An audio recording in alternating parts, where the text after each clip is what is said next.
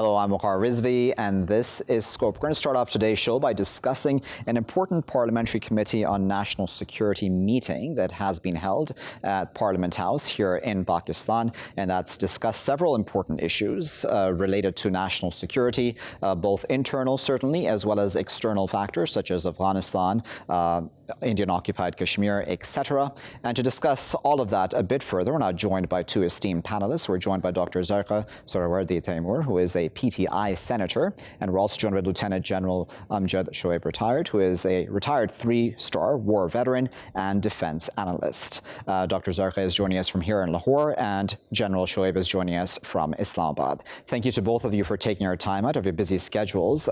Dr. Zarqa, I'd like to start with you first. How important has today's session been? Why do you think that this has taken place at this specific point in time? Does this have to do, for example, with the changes that we are expecting to happen in Afghanistan?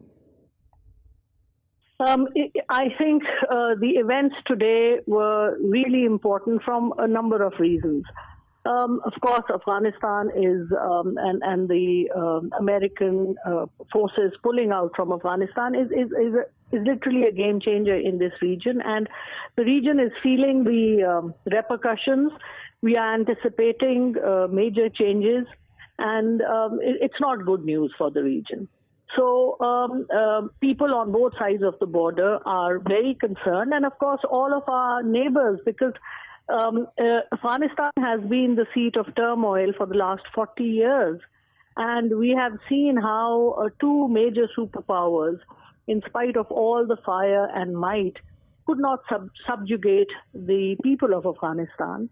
And it's been a battleground which has really shown how this fight cannot be won on the battle with military might. It has to be, other ways have to be found to deal with any problems that arise, for that matter, in any region of the world. So right now, and Pakistan, of course, has been at has always had the rough end of the deal. We've lost 70,000 people in this war, on terror, war on Afghanistan, war on Taliban, whatever name it can be given. And Pakistan has been squeezed from both sides. Yeah. We've had more than 3 million Afghan refugees. They are our brethren. Half the families live in the Pashtuns. Half of them are this side of the border. Some of them are that side of the border.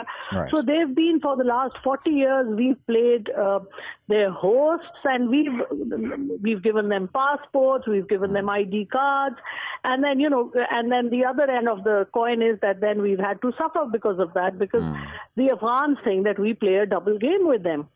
So it has been a very, very rough ride for Pakistan, and this is for the first time in decades that Pakistan now, after having suffered so long, having been the ally of the United States in all of the years that we've after our independence, and suffered for various reasons.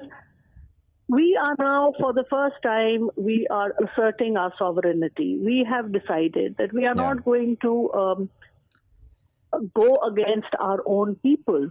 Indeed. And Dr. Zarqa, if you allow me to come in, I wanted to continue the conversation by bringing General Shoaib into the conversation also. General Shoaib, I wanted to get your thoughts about, of course, the security challenges that Afghanistan may present for Pakistan, as well as, of course, the huge issue of occupied Kashmir, Indian-occupied Kashmir as well. That is also been on the table when it comes to national security, hasn't it?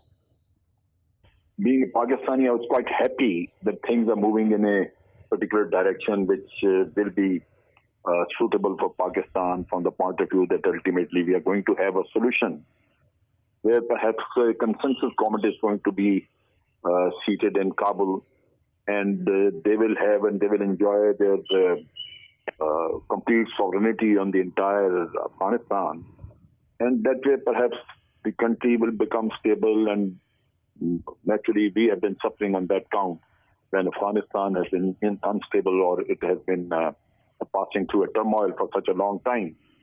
And now we were thinking that Americans, with their presence there, ultimately they are promoting this peace process, and we are going to have some good news from Afghanistan. But unfortunately, Americans have abandoned, as ever they have been doing. And while abandoning Afghanistan, they have left this country to the mercy of Taliban. That is where I think we have a lot of concerns, and we have the security challenges. We know that if we do not have a consensus solution for Afghanistan and Taliban, they capture Kabul merely with their force, then naturally there will be other power centers will start fighting against the Taliban from various corners. I know Northern Alliance around Panjshir Valley, they'll be there and they will be fighting against the Taliban. Similarly, we have Hazaras, they are going to be from Mazar-e-Sharif, these people are going to be there. And Dostum, who has been defying Taliban for all these years, he's still there. So there'll be a civil war. And at the same time, I think the most stupid thing which the Afghani government has done is that they have started arming the civil population, which is a sure recipe for a bloody civil war in that country. So naturally, being in Pakistan, we are very much concerned. We already had this inflow of refugees who have not gone back for the last about 40 years now. Yeah. And if you start having these refugees once again because of the turmoil in Afghanistan, and if there are various power centers operating and there are various terrorist groups who are able to find sanctuaries because of the instability in Afghanistan, then they will keep on operating against us. So we have very serious worries on two counts, particularly regarding the terrorism which has been, which we have been facing from the soil of Afghanistan for all these years. And if they still are there and there is no writ of any government, then naturally they will keep on operating and Indians will keep on funding. So it's a very big worry, and this is the threat. I think today the parliamentarians have been briefed on it. Right. And I'm sure they will try to come up with some solutions, some guidelines for the government. Okay, so Dr. Zarqa, if I may bring you in back to the conversation. You spoke about assertiveness as well, and General Shoaib has also spoken about what we are expecting now to happen vis-a-vis action. So how does Pakistan show its assertiveness in this regard? Is it about then, do you think, working with other regional countries? I mean, for example, I'm just using this as an example, the Iranians would obviously also be interested in having stability in Afghanistan. Is it about reaching out to these other players in the region? Of course. I think Mr. Rizvi, Pakistan finally has come of age, or I hope we have come of age. Because until we realize that we are, if there's a war in Afghanistan, that means there is war in Pakistan. And we've seen it. It has happened. It may not be called a civil war, but we've had proxy wars. And it's been 4 decades. It is not a joke. We have people sitting here. We are suffering every day. Our media, our nation has been divided. There have been so many proxy wars going on here. The structures that keep our nation together are pulled asunder from every direction. We've got all the intelligence agencies of the world who have their foothold in Pakistan, thanks to the regional instability, thanks primarily to the unrest in Afghanistan. If there is peace in Afghanistan, there will be peace in the region. And we are now, the terms that our national security is talking about is not geostrategy, but now we are talking about geoeconomics. We are looking to a prosperous region where Pakistan, Iran, Afghanistan, Uzbekistan, all of our, and including India, if there is peace, if the Kashmir issue is settled, this entire region can flourish. 21st century was supposed to be the century for Asia. Yeah. And if Southeast Asia cannot benefit from this, where are we going? Where is the world going? Yeah. We are trying to deal with the problems that others have created. Look at where we've taken a lead in environment. You know, Pakistan, a third world country who's number 8 in terms of the suffering we've had due to the environmental disaster. We are taking a lead in showing the world how it can be dealt with. Similarly, when it comes to peace, We are trying to say, please, let's have peace. Indeed. Dr. Zarqa, I'm going to cut you off. I do apologize just because we're quickly running out of time. I do apologize for that. I wanted to give General Shoaib a chance for a final comment. General Shoaib, on that same discussion and topic that Dr. Zarqa there touched upon, and that about regional peace, how important is that as well for Pakistan then going forward as, a very, very specific plan? See, actually, the problem is that we are the only ones who are very serious in having peace in Afghanistan because we have suffered a lot. But at the same time, there are other regional countries who are genuinely concerned about it because ultimately, if there is terrorism within Afghanistan, if there are non-state actors operating from there, they can also be affected. And Russia perhaps has some kind of understanding with Pakistan also. So I think we should now knock at the doors of the regional countries, try to evolve a regional strategy to bring peace to Afghanistan and put Russia in driving seat. I think Russians have better influence. As far as Pakistan is concerned, we have limited influence and that to a limited group of people there. Most of the people have been brainwashed by the Indians and they keep talking against Pakistan, including the people sitting in the government like Ashraf Ghani and Abdullah Muhib and all others like Amdullah Sadeh. Right. So for Pakistan, I think it will be better if we hand over the lead role to Russia and cooperate in a full throttle manner to see that ultimately the region is stabilized. And I think Russians will be able to help us out and it will be in their interest to. Similarly, Chinese have made huge investment in Afghanistan. Right. So they would like to have a peaceful Afghanistan so that their investment is secure and they can make some money out of it. So the Chinese role will be important going forward.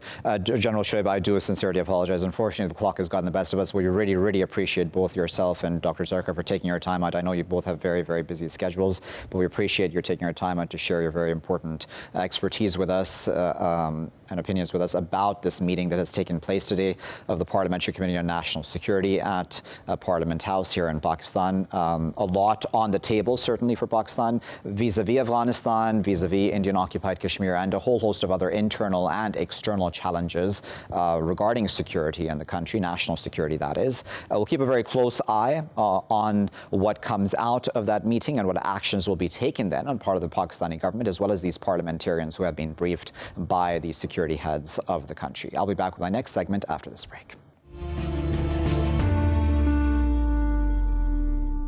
Welcome back, viewers. You're still here on Scope with me, Waqar Rizvi. Now, we're going to discuss in this segment the issue of Kashmiri children and how they are treated by the occupation forces in occupied Kashmir itself. The United Nations has included concerns about how Indian forces treat Kashmiri children in that occupied territory within its report on children's rights throughout the world as well. And the UN chief himself has in fact come out and said that India must reform its policies towards children. And he cited a number, of course, of instances within that report that we've seen as well of direct attacks, in fact, on Kashmiri children at times by Indian forces in that occupied region. Let's discuss that and other such related issues further. We're now joined by Dr. Farhan Mujahid Chak, who is the Secretary General of the Kashmir Civitas. He's also a Professor of Political Science at Qatar University at the Gulf Studies Graduate Program. He is joining us this morning from Edmonton in Alberta. Farhan, thank you very much for joining us this morning. I would imagine in and of itself that this is not new news that Kashmiri children are being targeted and have been targeted, but then this certainly has ramifications, does it not, on those children vis-a-vis trauma and what kind of memories they grow up with. Absolutely right. This is nothing new. This has been a policy of the Indian state ever since 1947. And in fact, it's a policy of all colonial apartheid states in which they want to try to target the next generation of resistance. So we've seen this before with Little Hiba and the targeted blinding of children. But what's important now and what is important to highlight at this moment is that the way that the Secretary General, Antonio Guterres, has specifically mentioned and underlined the responsibility that India has, not only to the people of Kashmir, but in particular children. You know, according to some estimates, we're not sure. So what India does is a very clever tactic. It arrests, releases, and then rearrests. And then it tries to use this strategy of declaring to the world that they've been released. But there could be anywhere up to 13,000 Kashmiri children in prisons. Imagine that number, 13,000. And they go through this constant release and rearrest process. And they're scattered throughout the entire, let's say, erstwhile state of Jammu and Kashmir. But not only that now, there are some reports of the sexual assault on these children and sending children outside the state. And we know this has been happening for the adults for a long time. But what is particularly just disgusting is the way that the children are being targeted. So by the UN Secretary General raising this in this manner, it's really a slap in the Indian face when it comes to their policies and their crimes in occupied Kashmir.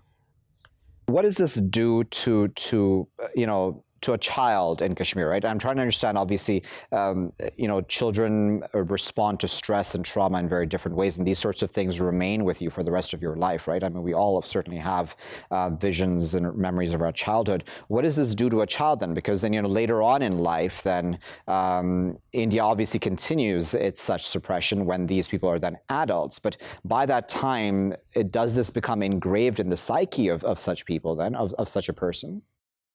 Oh, absolutely, Waqar. It's catastrophic. This is, and not only just this, if you look at the entire situation, it's sad. And the mental health crisis, and we can call it that, in Indian occupied Kashmir, it's absolutely tragic. And there's been academic articles written specifying up towards 70% of the population is suffering from some form of depression. Like, imagine those numbers. And I think the numbers were 40% are severe. This is one of the most difficult areas emotionally to grow up in the entire world. And for children, not only does that affect their development, their social skills, it prolongs the violence. And any type of poison or crime that's committed, it doesn't just disappear. This is a lingering problem. With anyone with any kind of foresight would realize that this stuff just doesn't disappear, the crimes that are happening against these children. It's not just going to vanish. It is going to come in a huge blowback form if the world doesn't wake up. And that's part of what we're doing, right? That's part of what our absolute strategy is to continue to show to the world the seriousness of these crimes that will then pose a greater global problem, if not remedied and resolved now. But absolutely, this is something that will affect them for the rest of their life. In a way, and I mean, I don't want to overstate this, but is it in fact a purposeful, policy on the part of the Indian government to target children? I mean, is this being done purposely? Because, when we talk about Palestine, for example, as you well know as well, Farhan, that children there are sometimes, directly targeted. A child just simply walking to school. We've seen many, many such videos. Is that the same case in Kashmir? I mean, are these then almost interrelated realities in both of these occupied regions for children? Absolutely correct. And like you mentioned, it's very well known and well established, the targeted of children in occupied Palestine. But not only that, this is the same policy, and the motivation behind it is to frighten the next generation. And if they had any sense and any understanding of history, it's never worked. You can delay, but you cannot in perpetual reality cut off resistance to what is considered by the people as an illegal, illegitimate, and unrepresentative rule. Just the other day, a Kashmiri who by no means would be considered as someone who is vocal against Indian occupation, he basically just said that the people that are coming in positions, not just in the police and the military apparatus and the physical armed apparatus of the Indian state in Kashmir, but even in the form of bureaucracy. He just mentioned that it's unlikely that they'll be caring for the people. They're not Kashmiris. And he was imprisoned. Imagine the type of, fragility of the Indian state in Kashmir, that if you even mention the fact, imagine walking anywhere and saying to someone, I don't really think this is going to work, and then you're thrown in prison for it. It just shows India has completely lost the plot, and they've lost their mind in the way that they're behaving, not just against the Kashmiri people, but especially against children. So how do Kashmiris then fight back, so to speak? I mean, how do they protect themselves? I mean, certainly this occupation has been in place for a very, very long time. I would think that children have probably been targeted from day one. Anyhow, what keeps them going? How do they remain resilient in this situation? You see, that's exactly what we see. So I would like to characterize, and I often do characterize, the resistance as stemming from 1846. And as all movements of resistance, the powers at be, especially since the foreign Dogras or now the foreign Indians, what they've always tried to do is they've tried to increase dissension within society. And they've tried to pick and choose certain segments of society that they co-opt, and they've turned them into so-called collaborators, and then turned communities against each other. Now, whether that is with the different racial communities within Indian-occupied Kashmir, the linguistic communities, the geopolitical spaces, whether it's Chenab Valley or whether it's Jammu or whether it's the valley, then even within the valley, there's north and south, and then it's with the madhab of the people, whether they're Maliki, whether they're Jafari, whether they're Hanafi. So they have tried all kinds of tactics to take away Kashmiri identity, to dilute it, and to get people to turn on one another. And this is what all occupying states do. Now, so this kind of is how people respond to that, how the various people respond, how they can kind of amalgamate together to confront their enemy. This is a process. Right. It takes time. It took Algeria more than 123 years for this to happen. Yeah. And likewise, Kashmir has taken that time too. But what I would like to say, just to kind of conclude this point, is that if you look at the progression, we have never been as united and as focused as a people towards the occupation as it exists now. So that is the positive. And like I said, it takes time, because the way the Indian state spends billions of dollars to try to co-opt certain segments, and then there's resistance. And what we see, especially at what's called the generation that was raised in the 90s, that generation now is growing. And that's the generation that, inshallah, will take it to its logical conclusion, which is freedom from Indian rule. Farhan, we'll have to leave that as the clock has gotten the best of us. We really appreciate you taking your time out this morning again to speak to us here in Scope. That was Farhan, who was speaking to us from Edmonton in Alberta, Canada. We were discussing there the UN chief sounding the alarm over how children are mistreated and abused and even targeted directly by Indian forces in occupied Kashmir. This is of concern, even in occupied Palestine, certainly because of the trauma that children then, grow up with. And what does that then do to them as adults, as children who are meant to be enjoying their childhood instead of having to worry about occupation forces and their guns and other such abuses. This is certainly a topic that we're going to keep a very close eye on here in Scope. I'll be back with my next segment after this break. Welcome back, viewers. You're still here in Scope with me, Waqar Rizvi. And in this segment, we're going to discuss Abu Ghraib. And it almost seems appropriate to be discussing this considering the passing away of Donald Rumsfeld, though we're not going to be discussing him very, very specifically in this segment. But in that context of his passing away, we've had the U.S. Supreme Court rejecting military contractors' torture appeal. It's defense contractor, pardon me. CACI is the name of the contractor. 3 ex-Iraqi detainees had accused that defense contractor of encouraging encouraging or, in fact, directing torture at the Abu Ghraib prison. The contractor itself has said that it should be immune because it was working as a government contractor at the time. Now, as we know, the Abu Ghraib scandal was a huge one at the time and was, for lack of a better word, a huge embarrassment, in fact, even for the United States, considering its human rights credentials around the world, as we so speak of. There's also then this huge other story, which I haven't seen picked up in many, many places, but Eddie Gallagher, who was an ex-U.S. Navy SEAL, we know had been charged with war crimes and then later cleared in 2019. He has now come out in a podcast called The Line, and he did that in May, in fact, to discuss the Mosul incident, and has claimed that his unit, in fact, did intentionally kill a 17-year-old captive who they had, who was alleged to be an Islamic State fighter. But the U.S. Navy has said it will not be taking action against Gallagher at this time. Let's discuss all of those stories a bit further. We're now joined by Dr. David Richards, who is an associate professor of human rights at the University of Connecticut. He's joining us this morning from Storrs, Connecticut. Joining us from Naples, Florida, is Kevin Govern, who is a professor of law at the Ave Maria School of Law. And joining us from Stoke-on-Trent in the UK is Dr. Lily Hamourtziadou, who is a senior lecturer at Birmingham City University. Lily, Kevin, and David, thank you to all three of you for taking your time out to join us today.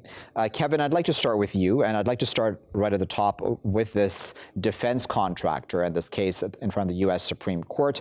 What do you make of it? What do you make of the contractor's argument about immunity? Thank you very much for giving me this opportunity to talk with you and your viewers today.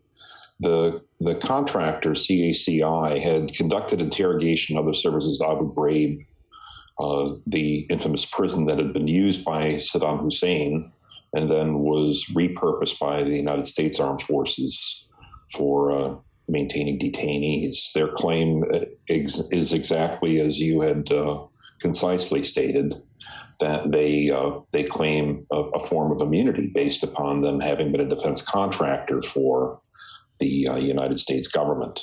But in 2013, the U.S. Supreme Court narrowed the Alien Tort Statute's reach, where there was some concern with regards to how the touch and concern of U.S. territory was sufficient force for plaintiffs to sue. So the three plaintiffs will now have an opportunity to be able to pursue this in court, and we'll see where it goes from there. David, what are your thoughts on this case? Because it's also about precedents, right? It's also about the U.S. And we know, of course, as I said earlier as well, that Abu Ghraib was already a stain in its track record when it comes to Iraq. And I would think that there are others that we can possibly point to as well as human rights abuses. But this really hurts then Iraq also being able to move on, right? Well, you know, it's the case that never dies. This case was filed in 2008. And it's continued on a string of kind of technicalities. You know, the CACI has sought to have it dismissed something like 17 different times. The Supreme Court decision, you know, to not take the case this week really was probably based on, you know, some technicalities of law that, you know, when you're looking for the type of immunity the contractor is looking for, this thing called derivative sovereign immunity, whether it gets granted that or not, is factored by whether it followed the instructions of the United States in authorizing its work. And that gets back to the initial question that the whole case is predicated on, about, you know, whether the CACI contractors are liable for torture and ill treatment. And so the Fourth, Circuit Court said we don't have jurisdiction to hear that because it's all wrapped up. So it just kind of got kicked back down the courts again. We still have no finding on the merits of the case, which is what I think people really want. The human rights advocates really want to see is, what are the merits of the case? We have these allegations against the contractors. Were they responsible for the torture and ill treatment or not? So it's kind of just a continuation of a process that's been going on through 2008 without a real trial. And for me, politically, it speaks to kind of what I see as the failure of the Obama administration beginning in 2009 to deal substantively with issues of culpability for what happened at Abu Ghraib. Yeah. Some of us, it's a situation of lingering impunity that's not good.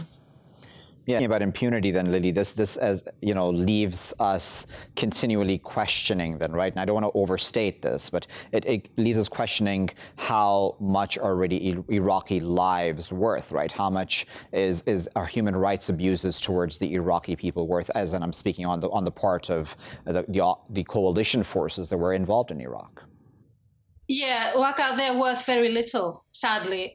We have all these laws that we have come up with, the UK and the USA together, human rights, international laws, the Geneva Conventions, that are very specific about what we are allowed to do against the civilian population. And everything has been broken in Iraq. All the laws have been broken.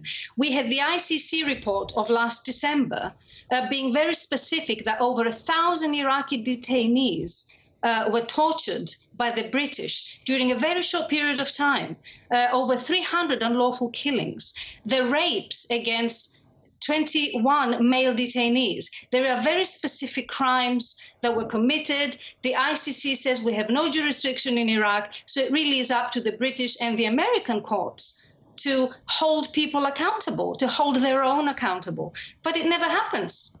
Where is this love for human rights and democracy that the West is proud of when we let these crimes go unpunished? It really shows that actually people who are not British or American have very little value, sadly. Yeah, Kevin, I wanted to bring in also this Eddie Gallagher case because it really stumps me, and I have a very hard time wrapping my head around this one. If, especially in May, he did admit to, the intentional killing of the 17-year-old captive because he was allegedly an Islamic State fighter. For him to then come out and say that, and yet for the U.S. Navy to say no, we won't be able to take action against him. I would imagine that that's based on technicality as well. But again, the optics certainly aren't good, right? I mean, what are your thoughts on that case?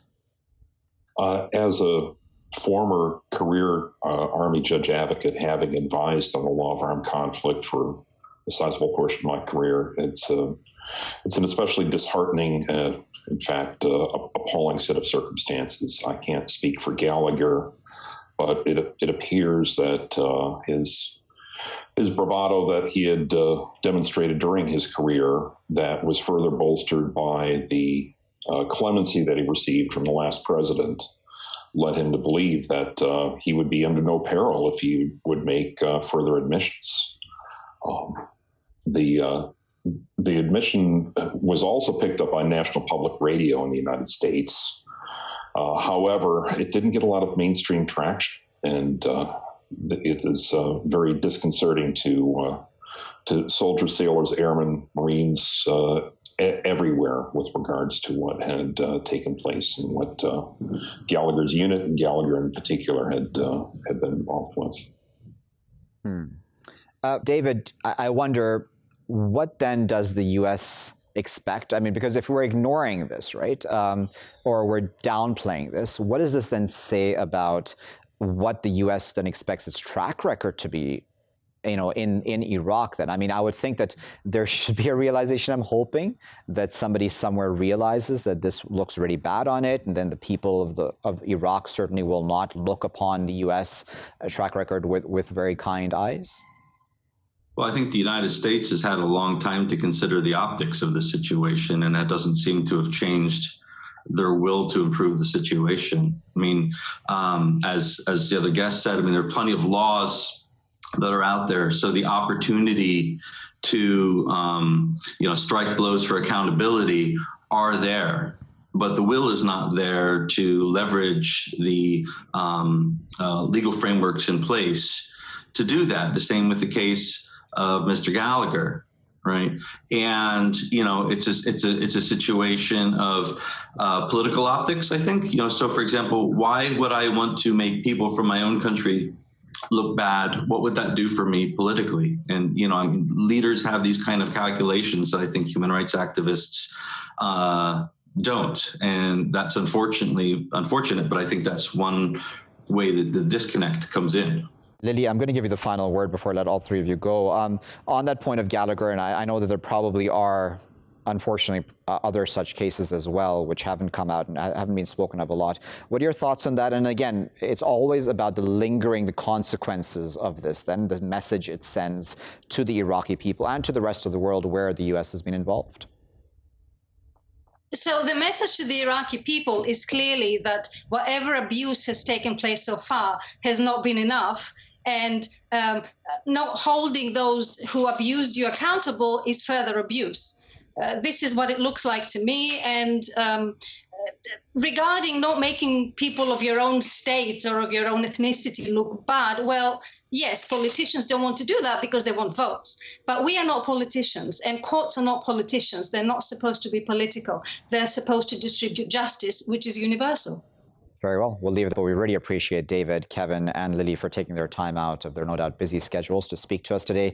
We were discussing their really important cases, specifically the one related to Abu Ghraib and that whole entire torture scandal. Government contractor, defense contractor saying it's not responsible, it's immune because it was a government contractor. The Supreme Court saying it will not take on the case. Then we have Eddie Gallagher, who was an ex-U.S. Navy SEAL, admitting back in May that he did kill a 17-year-old captive Iraqi, but the U.S. Navy saying it will not take action against him. What does this say about what Iraqi lives are worth, what the lives of, as Lily there had said, any non-American or non-Westerner is worth in the eyes of these specific court/government/defense contractors? Again, this is not meant to be a generalization of everybody, as our guests, some of them alluded to, but it does then set this very negative precedent, and that in and of itself is very worrying. I'll be back with my next segment after this break. Welcome back, viewers. You're still here in Scope with me, Waqar Rizvi. Now, in the final segment of today's show, we're going to discuss a number of issues related to Palestine. And the first of that is the Save the Children report that has come out that says 4 out of 5 Palestinian children whose homes Israel has demolished, especially of recent, say they feel abandoned by the world. And interestingly, they go on to say that they feel that even authorities, beyond, of course, the international community, as well as their parents, cannot actually do much to protect them. And these children have shown obvious signs of distress, etc. as well.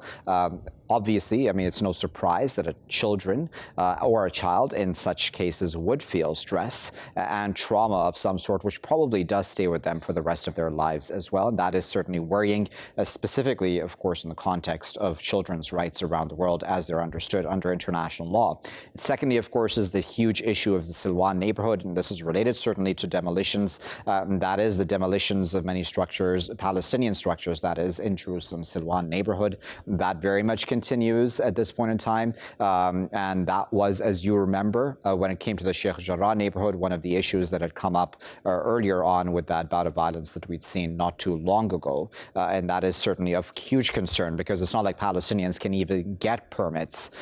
They say it's nearly impossible, in fact, for them to get permits through Israeli authorities. So let's discuss all of that a bit further. And I join with Dr. Mazin Qumsiyeh, who teaches and does research at Bethlehem and Birzeit universities. He's joining us today from Bethlehem. Mazin, thank you very much for your time today.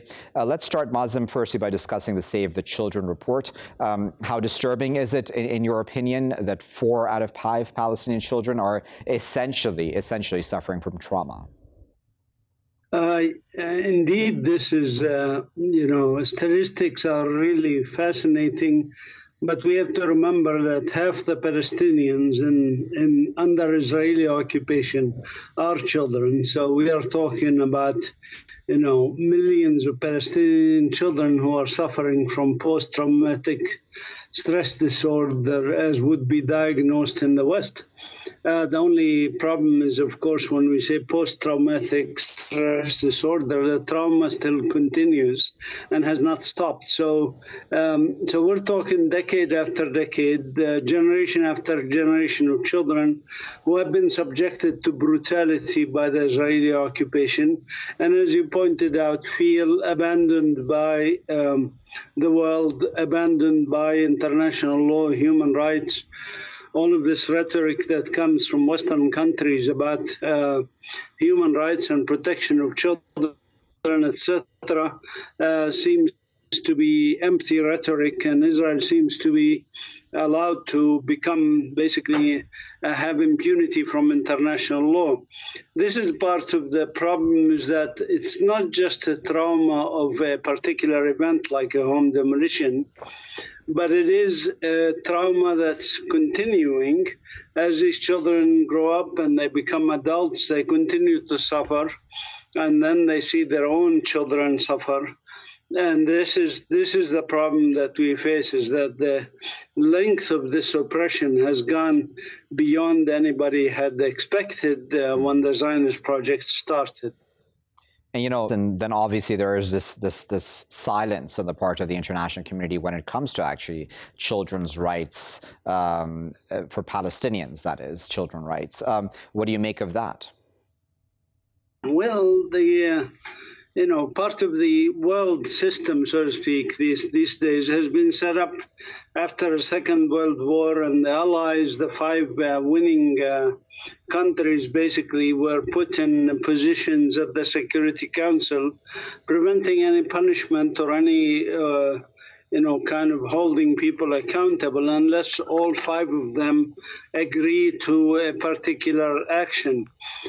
Since any one of these five countries can block international law, basically international law is not implemented unless they all agree to it, and that's virtually impossible with the basic violations of human rights, like what happened in South Africa under apartheid, or here in Palestine under Zionist colonization and apartheid, because in our case, for example, the U.S. Vetoes UN Security Council resolutions. Now, this adds to the stress, because when a person, I make the analogy, if you have no police to enforce a law, or the police is in the pocket of the criminal, then it's hard for a common citizen to feel safety. Yeah. And the Palestinians indeed feel abandoned by the world. Okay, so let's talk about Silwan as well. I know this is related to what we've been discussing, but more specifically than demolitions of Palestinian structures, because I know it's not just homes, it's also Palestinian businesses that are being demolished as well, and that is of huge concern. What are your thoughts about what's happening in Silwan? This is certainly very related to what happened with Sheikh Jarrah, certainly. Yes, indeed. Take, for example, when they demolished this shop, a meat shop for a person, and then they arrested him. Think of what his children feel like. Think of what his family feels like. Lack of security, lack of potential, lack of future that Israel intends and has the means and the power to evict them from their homes and lands and force them to leave and become refugees, some of them refugees for second or third time, as some of the people in Sheikh Jarrah. This is the problem of insecurity, a problem of gross violations of human rights, which are contrary to international law, contrary to the Fourth Geneva Convention, which is supposed to protect civilians in areas of conflict. It's clearly violated, and yet we see that Israel gets away with it. This adds to the stress on people. It's not just the issue of a home being demolished, it's the lack of future security. So people want to resist, and Palestinians have been resisting for over 7 decades. Yeah. And they will continue to resist until they get their rights back.